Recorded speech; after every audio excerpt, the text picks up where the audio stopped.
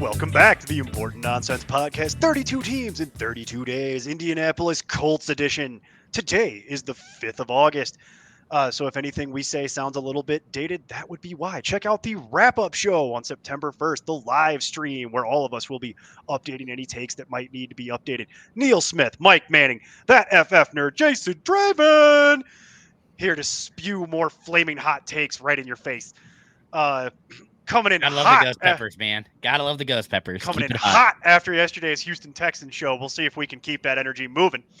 Couple quick PSAs. This show is based around 12-team PPR redraft. This show is designed to help everyone get prepped up for your drafts that'll be happening at the end of this month. Any rankings you'll hear are largely coming from Fantasy Pros. We are a Fantasy Pros affiliate and are happy to be, so shout out to them. If we reference our own rankings, obviously we will make that plain. The depth charts that you will hear us reference are from Player Profiler. Thank you, Jack Kavanaugh. Hope you're well, buddy. And check out our fourth wall, fourthwall.com/important nonsense. Register for our Discord. Come keep Jason company. He's very lonely. He needs people to talk to. I know. We've been talking so much about fantasy realignment for NCAA. It's just been insane. We have actually been talking a lot about the death of the Pac-12. Yeah. The Pac-4. It is a Pac-4. It's a 4-pack. Yeah. They just need to switch it around. That works out great. The Pac-4. And the AAC has already reached out to those 4 teams, so we'll see how this goes. That's going to be a great money grabber there. I'm hoping. I mean, we're missing a lot right now because we signed a 12-year deal, so Big 10 is going to get paid. Big 12 is going to get paid, and we're hopefully going to move up in the rankings. Yeah. Things nobody cares about. Sorry. As mentioned a little while ago, we are here to talk about the Indianapolis Colts today. We are contractually obligated to discuss the Indianapolis Colts. That should tell you my feelings on this team pretty much from the rip. Let's start with quarterback, as we like to do. The man, the myth, the legend, Uncle Rico himself, Gardner Minshew, is the tentative starter for this team. However, the Colts did go out in the draft and get athletic freak out of Florida, Anthony Richardson. If anybody watched the Combine, you saw him pretty much go out and rewrite the record book. Whatever my individual feelings are on Anthony Richardson, that is not debatable. The man is an athletic. My God. We'll see how he does with pads. Let's see how he is at actually playing football. But in the underwear Olympics, he does not have a whole lot of competition. Yeah, that boy fast and agile. I mean, it was and the highest RAS score of any quarterback in the history of it. Mm-hmm. Like above Cam Newton, everything else. Like, I mean, that's hard to deny. He's bigger. I think he's bigger than every projected top pass rusher in the AFC South. Yeah. Hence why Jim Irsay is got to get him, because that's Jim Irsay all day. I don't care if he could really, That's... He also sat there and tweeted out, I think, about drafting Will Levis at 2nd overall. So don't listen to Jim Irsay is kind of my point. Yeah. Don't listen to the things that come out of Jim Irsay. Look, I'll just put it to you this way, because I'm not allowed to get all the way into this because I could get accused of slander, although I could probably defend it. Let's just put it to you this way. Jim Irsay historically was friends with Hunter S. Thompson. So Jim Irsay also has a history of substance abuse problems. Yeah. Neither of those two things are debatable. Those are just stone cold facts. So let's just not read too much into what Jim Irsay tweets and says and does. And let's just focus on an assistant for that. Yeah, let's just focus on who's on the roster. I bet Jim Irsay has all kinds of assistants, and I'm just going to leave that there. They're not all football assistants. But I mean, that's probably why he likes Gardner Minshew so much. Look, Gardner Minshew does seem like he'd be a lot of fun. I'd hang out with the Gardner Minshew. Yeah, I would too. I'd go to the strip club with Gardner Minshew, because that's where you're going. I'd go to Buc-ee's with him. Yeah, exactly. That's who we should get to invest, Mike. Good job, Mike. You did it. We got to get Gardner Minshew to invest in this. That's the perfect investor. That's beautiful. That's 100% what we should be doing. All right, I got to talk to Steve. I'm meeting with Steve later today. I'm going to bring this up to him. We'll get our people to contact Gardner's people. That's absolutely what we'll do. Speaking of Gardner Minshew, he has no ADP. There is a non-zero chance in my mind that he is the starting quarterback for the Colts in week 1, just because he's not. Gardner Minshew is probably the 33rd best quarterback in football. Something like that. I'd even give him top 30, but like back end of the 20s. Yeah. It's just he could be starting. He's hard to beat. He could be starting, and that's what makes the Anthony Richardson thing that I'm going to get into here very interesting, and I'd like your guys' opinion on this more so than my own. Anthony Richardson is currently ranked as the QB 18, which would translate to about 132 overall. His ADP is 110. What? It's a lot of risk, man. I mean, it's because he's an athlete. That's what everybody saw all of his stats coming out of college and how like explosive and powerful and all that he is. Well, you're right. Everybody saw it because he played at Florida. Speaking of those stats that he had in college, all right. So he had, let's see, one game over 60% completion percentage in college. Pull the ripcord, Jason. I mean, like I get he's a runner, which is the obvious fantasy appeal, but also we're looking at one. Not guaranteed in any way to start more than even double-digit games. We're not guaranteed that at all. I know that he's been swapping reps for first team with Gardner Minshew back and forth day and day, but that's also swapping. That's not him getting the reps every single day. So there is not at all any guarantee that he is starting week 1, let alone even the bye week or something along those lines. And we're sitting there, and the past couple seasons, whenever we've had a rookie quarterback that's been a runner that we thought had big fantasy appeal, like Justin Fields, Trey Lance, Malik Willis. Yeah, we're looking at these guys. I mean, first round or not, they have not actually panned out in year 1 at all. Not even just for fantasy, like they have been bad in their rookie years. So we're looking at a bad passer in college who can improvise and is a great athlete, but does not have much in terms of polish in any way. And we're expecting him to jump into an offense that Shane Steichen, very good offensive mind. The architect of Jalen Hurts is the other thing. He's fine. Obviously a good coach when it comes to the offense and has solid weapons around him. Jonathan Taylor, if he's there. And, Michael Pittman, Jelani Woods, we got solid weapons, a decent offensive line, but it's just, can he, 1, start, and can he, 2, actually produce? Because he could easily just look like Trey Lance did, where, he was fine, but is he going to be worth the range of like a Geno Smith or other quarterbacks that you could look at that range? Kirk Cousins is also going in the 9th round. So you're looking at that, and you're thinking, this is the range where you're waiting on quarterback a bit. Okay. So, like if you're having Anthony Richardson as your quarterback 1, you are not in any way comfortable. You are definitely picking quarterback like basically back-to-back in that range. You're doing we talked about this at length on the Detroit show. You're realistically trying to see if you can get Jared Goff and Anthony Richardson, because that would be 9-10. Gotta love Goff. That would be the way that would actually probably manifest if you were realistically going to commit to this strategy. And I am not advocating committing to this strategy. I want to make that very clear. This is not something I would recommend doing. I think there's a lot of room for this to fail miserably. And I would rather hike up my khaki pants one more time and get Kirk Cousins in the same round, because I know what that is. And it's the definition of unsexy, but at least I know what I'm getting. I think the other thing that helps Anthony Richardson is that he makes the football look like a child's toy in his hand, because he's got this giant claw, and you just see him holding a football, and it looks like a toy. It looks like Shaq holding a basketball, where it's like, and he can just flick his wrist and throw it 60 yards. The problem is I have no confidence that I know where it's going. And neither does he. I mean, it doesn't help.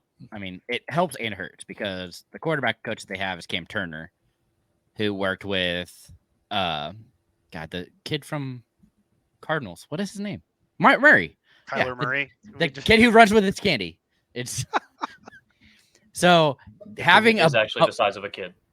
Correct. So that's not nice. Having a full-grown man run it with Cam Turner as the quarterback's coach. Quarterbacks.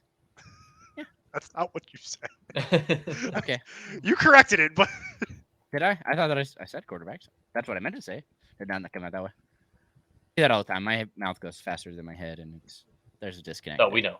Oh, we've worked with you for like 5 years, man. I know. Like I'm aware of it. Like, but yeah. So having that as an option, but again, he also didn't really improve Kyler Murray, so that's more scary for me. Yeah, I'm more confident in Shane Steichen giving him plays that can help him produce rather than the quarterback coach improving his passing. Right. See, my thing is this. If you go by the arc of what you're hoping for is the Jalen Hurts progression. But if we're going to do that, then think back to the Jalen Hurts progression. The Eagles were a 4-12 team the year Hurts got tossed in at the end of the year and looked really raw. And I think that's what you're going to – there's a non-zero chance you see something like that here. Hurts couldn't even throw the ball in the NFL his first year. He would just get back there and just take off. And I think that's what you're going to see from Anthony Richardson.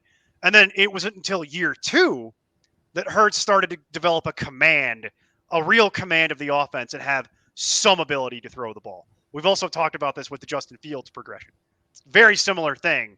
And I think you're hoping that in year 3 that Anthony Richardson will develop enough to where that team could be a playoff team. I think that's what you're hoping for, is that Steichen can work his magic again and on a 3-year clock get Anthony Richardson to look like a real talented NFL player.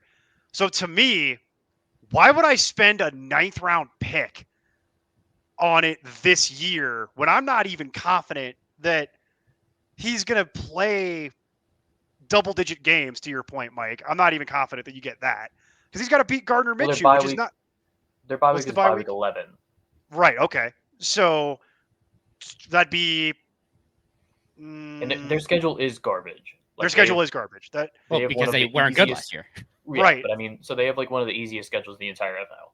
But you got to beat Gardner Minshew. You're not talking about beating, 40-year-old Andy Dalton. Like, you got to beat a guy who's been on the fringes of NFL mattering for a long time.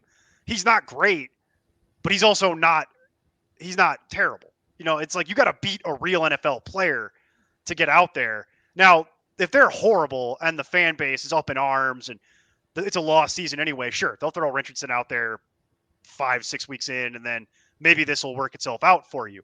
But this is a 9th round pick. How long are you going to be willing to let this sit on the back end of your roster before you finally have to make a move and do something? And then now you got to carry 2 quarterbacks. What happens if your other quarterback you pick up gets hurt? Then you got to figure that out.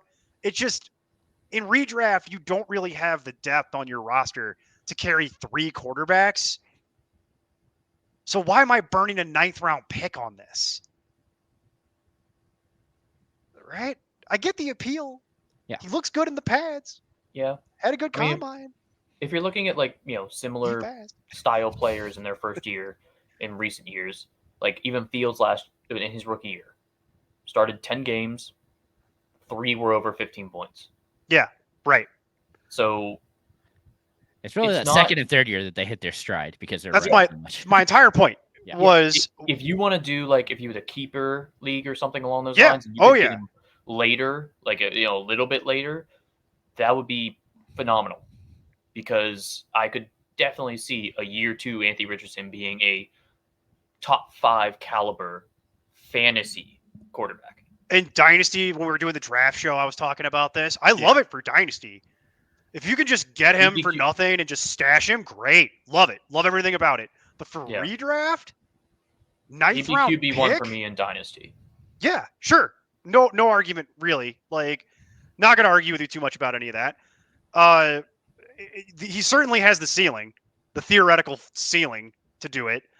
But in redraft, straight redraft, 9th round pick, 12-team league, no. And in Fields, Lance, these guys were going in the same range in their rookie years. Yeah. Miserable Neither experience. one went very well. Yeah. They both had similar. Even Fields was a much better passer. Right. The pedigree, especially coming out of college. Yeah. And this is my point. You're telling me 9th round pick, Kirk Cousins or Anthony Richardson?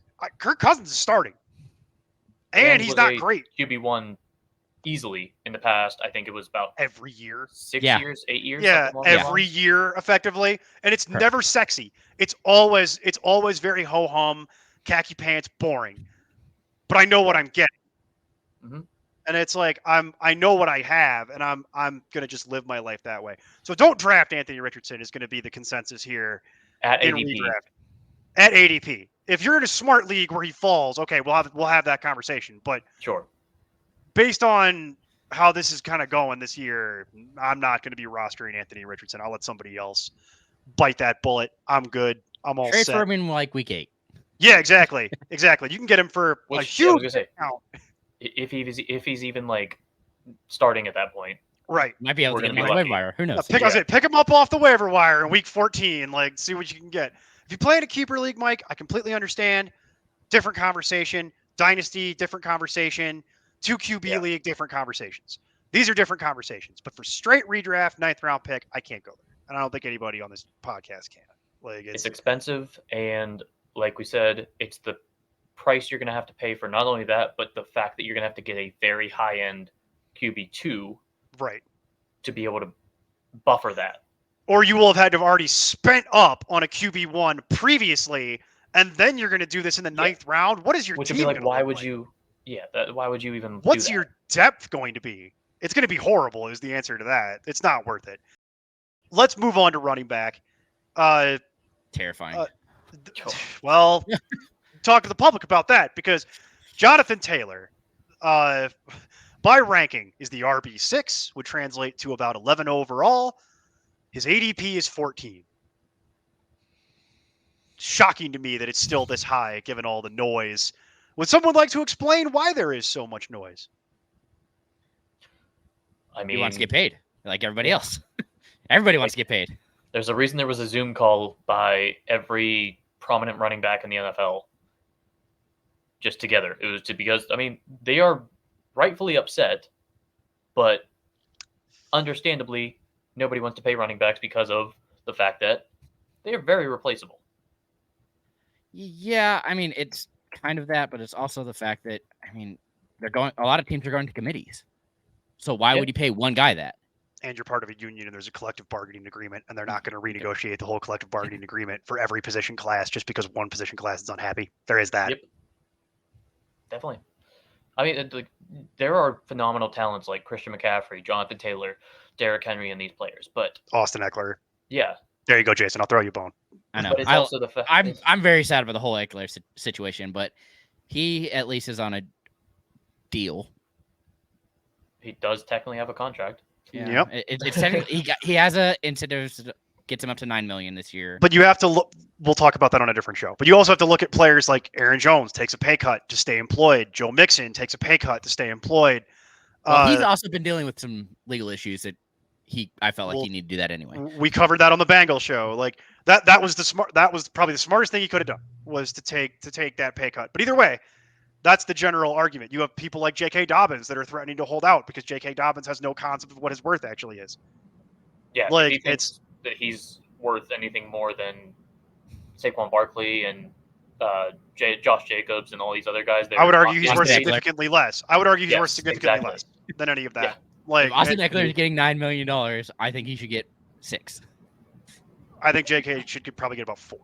Yeah. What have you done, J.K.? This is what happens when you don't have people around you that have your best interest in mind and are giving you real information. And he'd be lucky to have an entire contract, total money for the amount of games he's played. Right. It's an unfortunate reality that this is happening, but Jonathan Taylor is threatening to hold out. Jim Irsay and Jonathan Taylor had a meeting that went very poorly. Clearly went very poorly, where it has become apparent that the Colts do not intend to give Jonathan Taylor a long-term contract. it's starting to look more and more like they're going to let him play out his rookie deal, probably franchise tag him, and then be done with it. And Taylor wants a long-term contract. He wants a real, like, guaranteed money deal, several year type of deal, and he's not going to get it from the Colts. It's been made very apparent that that's not going to happen. Now he's threatening to hold out. The problem is the CBA does not work that way. So if he actually does sit out, he won't elapse a year of service time on his contract. So he's going to be stuck in the exact same position he's already in. He'd pull like a Le'Veon Bell, essentially. Yes, but that's why they have that. That's the exact reason why that clause was renegotiated, is the Le'Veon Bell situation. Was that now when you threaten to sit out and you actually go through with it, you don't elapse service time on your contract, so you are now stuck. Taylor is in a real no-win situation. Apparently, there have been suitors that have come out in the last week offering trades to the Colts, but nobody's willing to give the Colts what they want for this. They are not willing to give the Colts what the Colts feel they should be compensated. So this has become a real staring match between Jonathan Taylor, the Colts, and the rest of the league, where nobody wants to give up something that will make all three parties happy to be able to get this deal done. So we don't know at this point. We don't know what Jonathan Taylor is going to do. We don't know if he's going to sit out. We don't know if he's going to show up and play but intentionally sandbag. We don't know. We don't know anything about this. But what we do know is that his ADP is 14 overall, so top of the second round. And if that's going to be what his ADP continues to be, I will not roster Jonathan Taylor in any league. Good. Yeah. It's too much risk involved in that, and that's just too high for me. I mean, I get it because of what he can do, but I mean, I do also think that he has a slight edge at this point because of the fact that pretty much everybody behind him has either gotten hurt or just isn't good. They did sign Kenyon Drake, which might be you're something. talking about on the Colts. Oh, okay. No one else on the Colts has an ADP. If we're going to go through that, I'll list off the names. Zach Moss, Deion Jackson comes back, Evan Hall, Jake Funk from the Rams. Yeah. And then they signed longtime NFL veteran Kenyon Drake for a ham sandwich. And there's none of that interests me. If Jonathan Taylor was going to play, Zach Moss is already hurt, by the way. We haven't even Broken started. arm. Yeah. Broken arm. Zach Moss is already hurt. If Jonathan Taylor is not playing, that will be a committee. And of that committee, none of it's draftable. It's all waiver wire fodder. We'll see if somebody can separate. No, I'm not interested in any of it. And I'll just completely punt on all the Colts at this point. So far, we've covered quarterback and running back, and I'm not interested in none of it. Oh, and this would also, like, if Jonathan Taylor were to not at least even start the season for the Colts, hold out in any way whatsoever, that hurts Minshew and Richardson. Yes, it does. But Richardson more than Minshew. If Richardson was supposedly going to start week 1, this would hamper his upside by a good bit, in my opinion. Because Maybe of the they make fact him a running back instead. Sure. Get him reps somewhere. Get him to start running. 250-pound running back. Terrifying. Yeah, that's Derrick Henry level. Bigger than Derrick Henry. Maybe that's why they're not paying Taylor. We've just figured it out. This is what they're going to do. Yeah, we worked it out. We worked it out live. Backfield. Yeah, it's going to be terrifying. You don't know who's going to throw it or who's going to run. There's a lot of trick plays in there. Does anyone have any interest in Jonathan Taylor at the top of the second round, given all the information that we have right now? Not a big fan, no. I mean, we're sitting there and it's a 2,000-plus yard player just over 2 seasons ago. And so he's obviously a phenomenal talent, the focal point of this offense. If I can get even mid-second to late second, I'd love it. But you're not. Early, it's tough to do early. You're talking about 2 picks into the second round is what you're factually discussing. Yeah. So, like, if you're sitting there and looking at other players that you could get around that range, it's kind of like, depending on, obviously, if you're going the back end of the first round and trying to do that double dip, say you go Travis Kelce, Jonathan Taylor. Huge upside. Hate to tell you, we're going to talk about this in 2 days. Travis Kelce's going 6 overall, so you ain't getting that either. All right. So, even like a Stephon Diggs. Yeah, sure. Okay. Yeah, so a Stephon Diggs type player, and then Jonathan Taylor. It's more like CeeDee Lamb for the record, but it's still it's rough out there real quick. It's close enough. Like it's a risky move to say the least.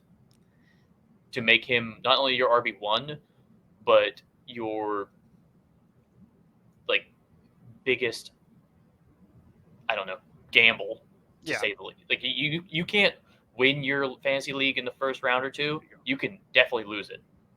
And Jonathan Taylor, if he holds out, he will lose it for you. That's what this feels like to me. Is the risk is way too high. Now, I will guarantee that on September 1st, when we have the wrap-up show, we will be discussing this again. Yeah. Because as I said at the top of this, today is the 5th of August. We have about 1 month to go till the start of the season. We will have more information. This will come back around. So let's table that until then. But as it sits right now, I don't think anybody's going to be very interested in Jonathan Taylor at ADP. I'd love to know who these – this is what's going to happen in your home league, though. Somebody's going to not know, or they're going to not care, and they're going to be willing to deal with it, and it's not going to be me. But let's talk about wide receiver. Wide receiver is a lot more fun for me. It's largely not that different. You've got Michael Pittman. He's coming back. You've got Alec Pierce. I'll let Jason talk about that in a moment. They drafted Josh Downs out of North Carolina, who I'm a big fan of. I like his game. So he was one that I liked for Dynasty. I think he can play. I liked his tape out of college. They still have Ashton Dulin, who in any other universe would probably actually be a tight end. And then they have Isaiah McKenzie, who continues to bounce around the league. I have a special place in my heart for him. Yes, you were correct. I'm done having this conversation with you. Thank God we don't have to have this conversation again. Because it's not going to be relevant for today, I don't think. Michael Pittman is still the wide receiver 1. He is by ranking wide receiver 30. Goes about 73 overall. His ADP is 73. I will just say this. In 2021, Michael Pittman was the wide receiver 22 in PPR to finish the season. In 2022, a lot of people had him penciled in for a breakout. He was the wide receiver 21 in PPR for wide receiver ranking. I can get him now at wide receiver 30. I find myself with a lot of Michael Pittman just because I feel like the discount is baked in. What I get that he was doing that with guys like washed Matt Ryan, washed Phillip Rivers, Sam Ellinger. Like what quarterback? Gardner Minshew is significantly better at this point in his career than any of the things I just listed. I'm not necessarily projecting Michael Pittman to take this huge breakout, but I feel like I'm getting the discount baked into it. So I find myself with a lot of Michael Pittman. I also am a Michael Pittman apologist. I make no bones about it. I love Michael Pittman. I like his game. I liked his game out of college, but I feel like I'm getting a good deal. Am I insane, or is Michael Pittman of value this year? That's the way I'm evaluating it. Because of how high everybody's drafting wide receiver, I mean, it makes sense that he's a value, but it's crazy to me that he's that low. Because, of course, USC, gotta love it. So he's definitely talented, and I think he's going to see a lot of targets. I mean, I think they both are, honestly, but it just seems too cheap. And, I mean, I'm really excited for Pierce because of how cheap he is. So take that all day. I mean, if you're looking at like the receivers he's going around, I can't say I'm a fan of his game in general. I don't think he's the most uber talented wide receiver. Don't need him to be. But he's a good wide receiver. He's a very solid player. It's just so like, all right. Ahead of him is Jordan Addison. Yeah, sure. Gabe Davis. Let's see, Hollywood Brown, George Pickens. Like these are guys that I would not take over Michael Pittman in any way whatsoever. Yeah. Brandon Ayuk. Yeah, I would still actually take Michael Pittman over Brandon Ayuk. There you go. Yeah. Just chuck him right over the side with me. Just keep doing it. Here we go. But so you're sitting there, and even right around his range is still JSN with Seattle. We're doing Treylon Burks, Brandon Cooks. Like these are in no way having the same kind of consistency that Michael Pittman has. Whoever is starting quarterback, honestly, if Gardner Minshew is starting quarterback, that's actually better for Pittman because we know what we're getting. Right. Exactly. I'd be much happier with that if I'm He's going to be rostering a Pittman. very solid quarterback that can definitely get the ball to him. And he is by far the most talented wide receiver on this offense. Yeah, I know. We're gonna get into it. You're wrong, but it's okay. I'll let you derail the show in a second, Jason. Don't worry. We'll get into it. Don't worry. I'm gonna let you do your thing. But like, Mike is correct. Objectively. If you're looking at especially with, like we said before, for the quarterbacks, with Steichen coming in, obviously a much better offensive mind than Jeff Saturday. Yeah. Oh yeah. Oh yeah. So we're having a lot better situation coming from, as you said before, a wide receiver that was wide receiver 21 and 22 the past 2 years. In PPR, he is a great PPR wide receiver. Yeah. But he's not being drafted like it at all because of the stigma around him. And the offense. And the fact that we don't technically know if Anthony Richardson's going to be the quarterback. But especially in a world where Jonathan Taylor does hold out, theoretically, oh, baby. So my point is, I can get a low end, what has historically been a low end wide receiver 2 with better quarterback play for wide receiver 3 prices. He missed 1 game last year, and he still had 11 games over double-digit PPR points. Yeah. He is consistent. Yeah. I find myself rostering a lot of Michael Pittman. Just a lot of it, because it's... I was going to say, and we named the quarterbacks that he played with. Yeah. Not exactly a Pro Bowl caliber quarterback room. How many of those guys retired the year after they played with him? All of them? Good. All right, good. So, yeah, that's where you're looking at, guys. You're not... So I don't understand the hate for Michael Pittman. It's been confusing me all offseason. I don't understand how we've gotten to this point. But for me, Michael Pittman is the one thing on this offense that I'm consistently pulling in. Just consistently, because I feel like I'm getting a nice value here. Like, really good deal. The other player that I am consistently looking at, but that'll be a different position then. Well, we're gonna get into that here in a moment, because now what we have to do, we've said our piece on Michael Pittman. I have made my feelings very clear. I think Michael Pittman is the thing you want on this offense because the discount is baked in, and you're getting a screaming deal on Michael Pittman. And now I will go to my colleague, that FFner, Jason Draven. Send your hate mail to that to talk about Alec Pierce and to go on a gushing rant about Alec Pierce. Go ahead, Jason. The floor is yours. Enjoy it, sir. Well, I mean, he beats him in every statistic except for at this point. I mean, even the quarterbacks. It's his first year. He was a horrible quarterback play, which I think really ended up hurting him more. But he just, when it looks at his 40-yard dash, his speed score, his burst score, I mean, he is a freak when it comes to Alec Pierce. Like, the fact that he was able to do half of what he did in his first year is impressive to me because, like you said, all the quarterbacks were horrible.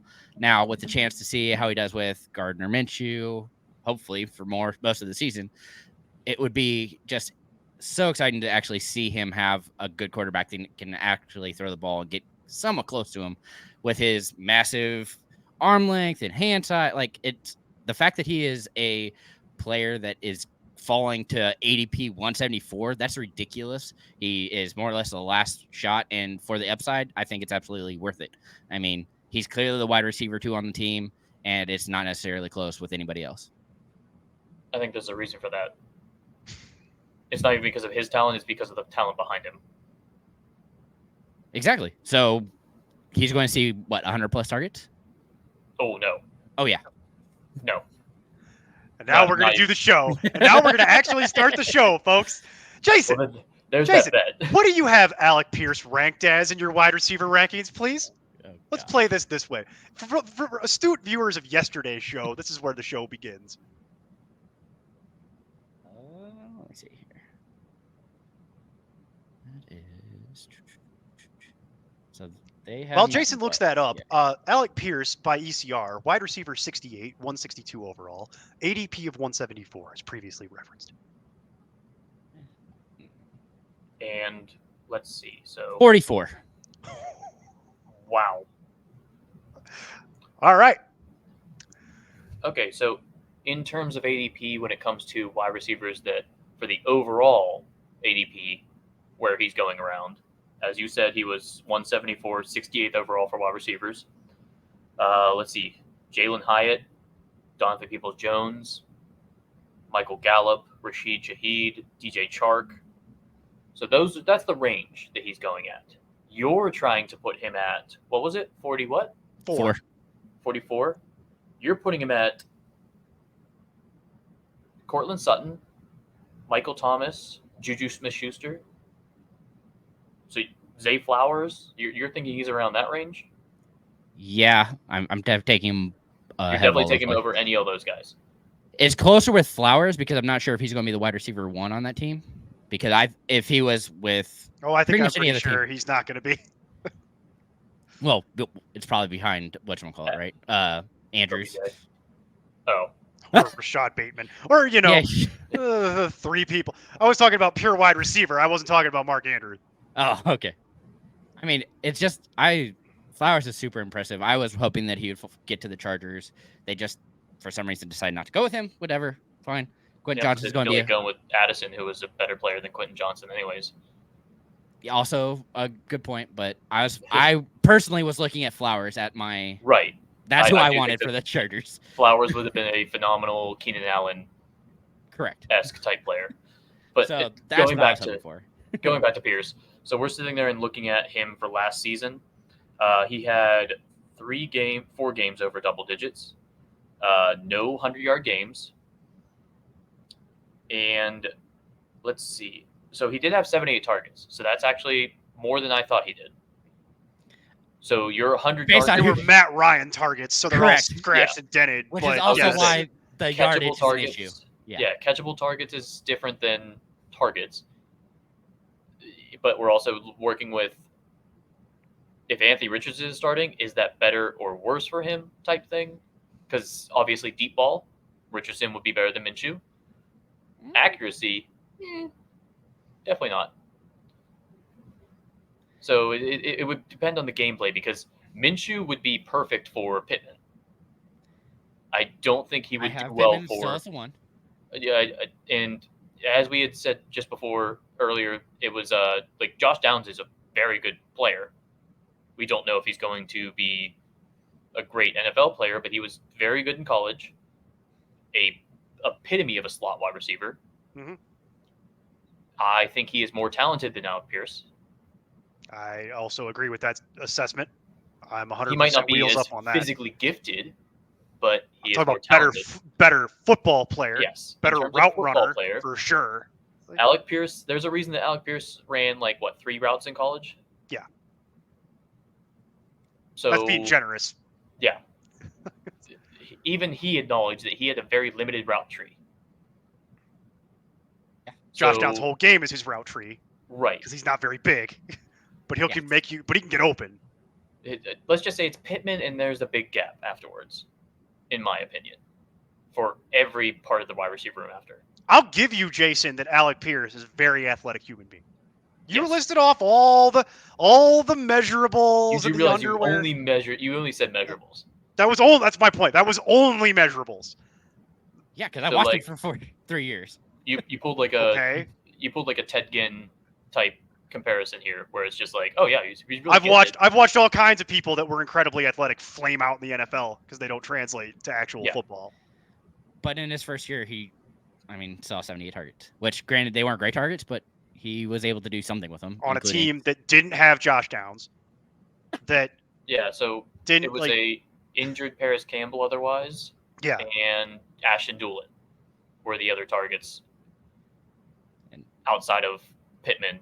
And then didn't have Isaiah McKenzie either, who I know Mike has a soft spot for. Who, whatever I think of Isaiah McKenzie, he'll play. Well, he'll be out there. Obviously, he'll sit there and just be more of a thorn in Josh Downs' side. Yeah, exactly. It'll be more of a similar to that same job. Yeah, it could very well be similar to what Buffalo. Well, Isaiah McKenzie will probably almost certainly run punts, which I don't know that they're going to have Josh Downs do that. Probably not. Agreed. But again, we're sitting there and saying that no, I'm not drafting Josh Downs at all. In my opinion, the only wide receiver I'm doing is Pittman, especially at ADP. If you want to throw the dart at Alec Pierce, one of your last picks, I get it. but he's also one of those players that are like a Gabe Davis, where you're not going to feel confident putting him in your lineup any week, really, in my opinion. You want to talk about the epitome of could have a 3, could have a 23, Gabe Davis style? That's Alec Pierce. He could literally have a 3 or he could have a 23, and you just don't know, and you're never going to know. And I just, it scares the living crap out of me. That's why, to me, he had one game with more than 4 catches. Yeah. And that's even with those 78 targets. I understand, like we said, bad targets on often. One game over 5 or over 4 catches. So you're telling me he's going to be able to amass enough to get to wide receiver 44 when you're talking about it, wide receiver 44, Mike listed it, Juju Smith-Schuster, Gabe Davis, who we've talked about a couple times, much better offense for Gabe Davis, Michael Thomas, who, from what all the reports are, is actually healthy, who, when healthy, we've seen be productive in the NFL. Juju Smith-Schuster, same story. Like, going to be the wide receiver 1 on a team bad team, but a team that loves to feature the slot and works over the middle that we've seen be productive in the NFL. As we said, so Pittman being at wide receiver 38, and you're putting Pierce at 44, that is way too close, in my opinion. I mean, way too close. I know, Jason, that you're not necessarily recommending you have to draft him at 44. Okay, I understand the difference. You have him there. That's why I like the value on it so much. I mean, he's getting drafted at. I mean, they have him at wide receiver 68 and drafted in the last round, more or less. It'd be your last skill position player, effectively. So, if that's the dart throw you like, I know how much you feel about Alec Pierce. I just wanted to illustrate for the audience how high you actually think his ceiling is. And from this conversation, Mike and I are going to go ahead and throw some cold water on that collectively. And just I'm sorry, I can't go there with you, man. I don't think he's going to be able to amass that level of targets. I don't think the targets are going to be there for him. And Mike, I know you want to talk about tight end here in a second, where you think they're going to go. We can do the 100 target bet if you want. I believe he will definitely have less than 100 targets. That's surprising. I mean, that's fine. 12-pack. We're up to a 12-pack of local beers now. We can do that. Yeah. 12-pack of local beers. Okay, so we've unless you can come up with a better bet in some sort, but I know what I would use, on a general week-to-week basis. So, a 6-pack or a 12-pack of beer is pretty easy to throw out there. Just as a useful, it's not like it's like a gift card. You're definitely going to put use to it. Exactly. You know what you're getting. It's something that'll get used for sure. Okay, we've covered it. For the record, Josh Downs, there's a reason he doesn't have an ADP. Don't draft him. But I would strongly encourage you to know who that is and pay attention to the waiver wire, because there is a chance that Josh Downs could be valuable just based on pedigree. He's got a shot to actually be somebody in the NFL here. But I wouldn't want to spend a draft pick on it. I would just know who it is, because he could be somebody someday. And if I was in Dynasty, like 3rd round or whatever, or even late second, I'll take a shot on it. Yeah, like late end of 2nd, beginning of 3rd round of my Dynasty draft, I'll take a shot on it. If it doesn't pan out, I don't care. Cut him.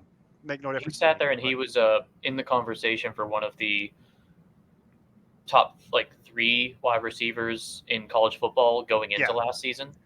And also, wide receivers coach for the Colts, Reggie Wayne, who people may have heard of, has nothing but the most glowing reviews of Josh Downs. So don't read too much into that, but it is worth noting that the coaching staff, very excited. So I think it's he's quote uncoverable. Yes. Now, I do think that Reggie Wayne looks in the mirror and goes, oh, my God, that's the guy who I know how to do that. I remember that. Go, Josh, go. So I think there is some of that going on. But I will point out, he ain't saying that about Alec Pierce. Just so we're clear. Let's talk about tight end. Historically, it's been Alie-Cox, and I've been very unimpressed for the entirety of that time. But I know you want to talk about Jelani Woods. That was your note here. So the floor is yours, sir. Talk about Jelani Woods.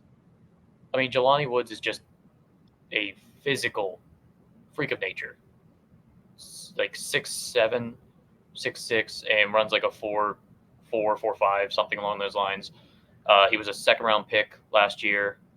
Came on at the end of the season.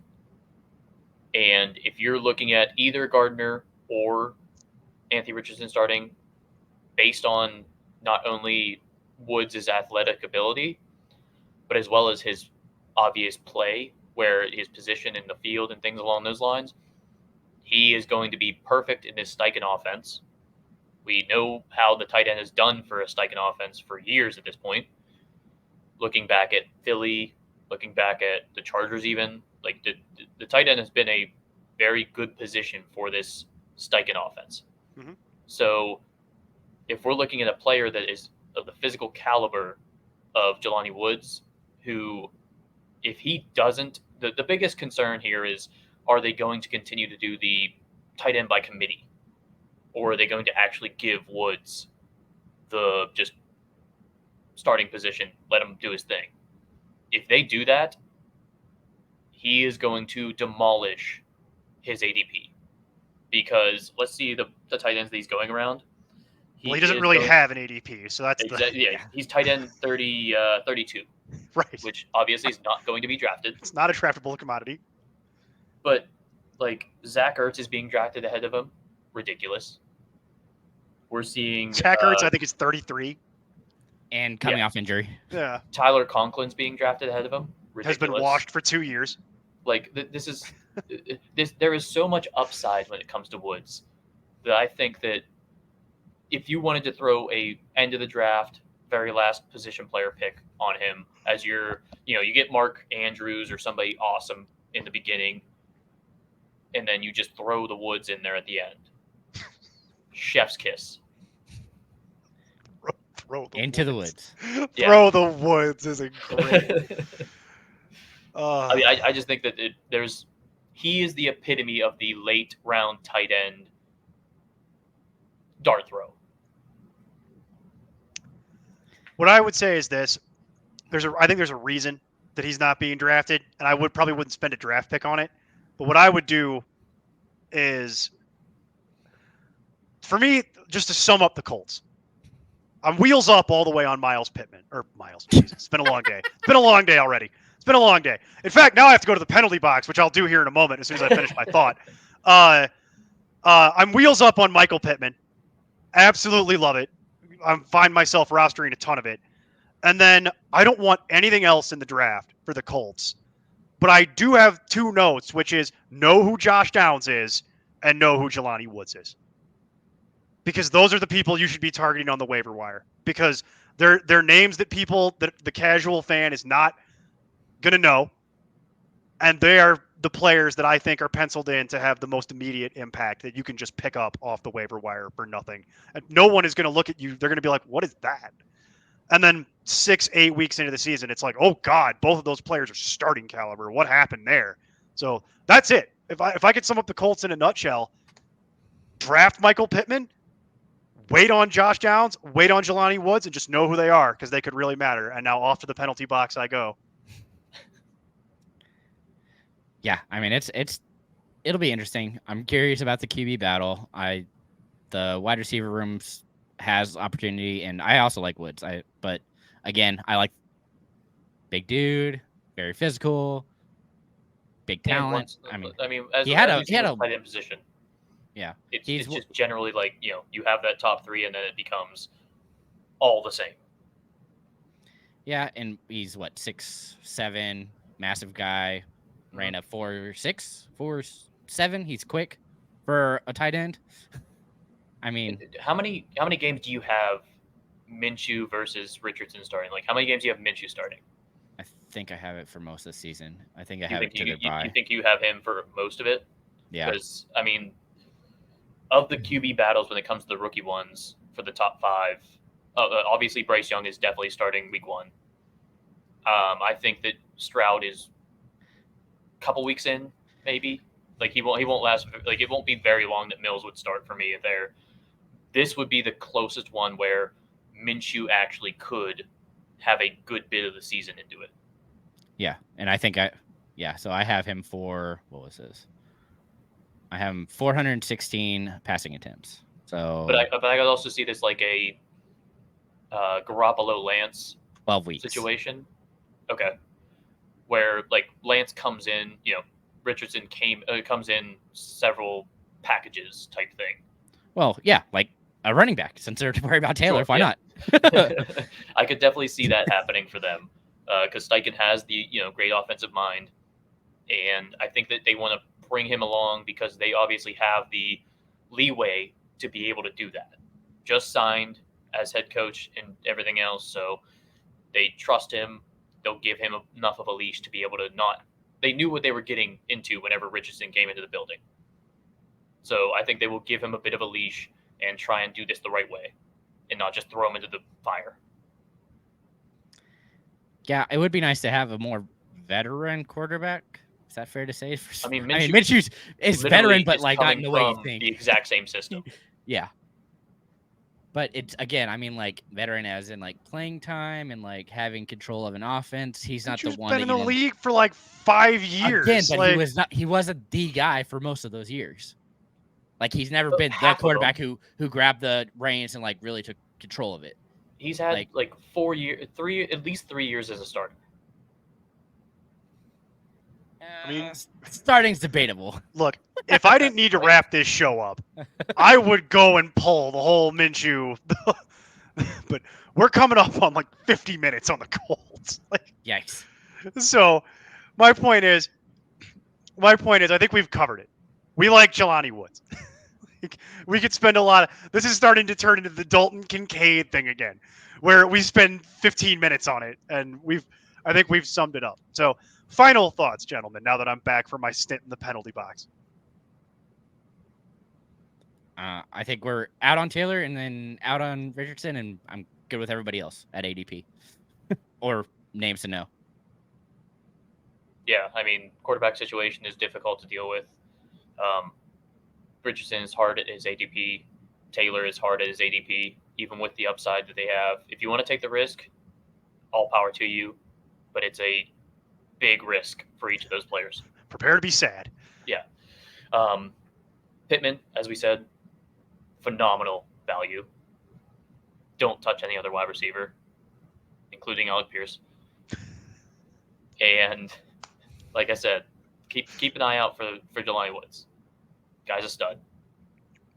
Fantastic. All right. Well, we've spent a lot more time talking about the Colts with their one draftable player at ADP than I thought we would. But that's really good information, and I'm glad we covered it because the weird thing about the Colts is there's a lot of poison pills in here, and some of them look attractive on paper as we kind of went through them. You start peeling it apart, and it gets a lot less attractive. Weirdly, you have a very different type of thing happening tomorrow when we sit down and talk about Duval. Jacksonville Jaguars. We have spent a lot of time in the AFC South today as we batch record these gentlemen. So we're gonna do Jacksonville. So tune in tomorrow for that. And until then, keep up the nonsense. I'm Tim Kitzer from NBA Jam and NFL Blitz, and you can find all the guys at ImportantNonsense.com. Kaboom!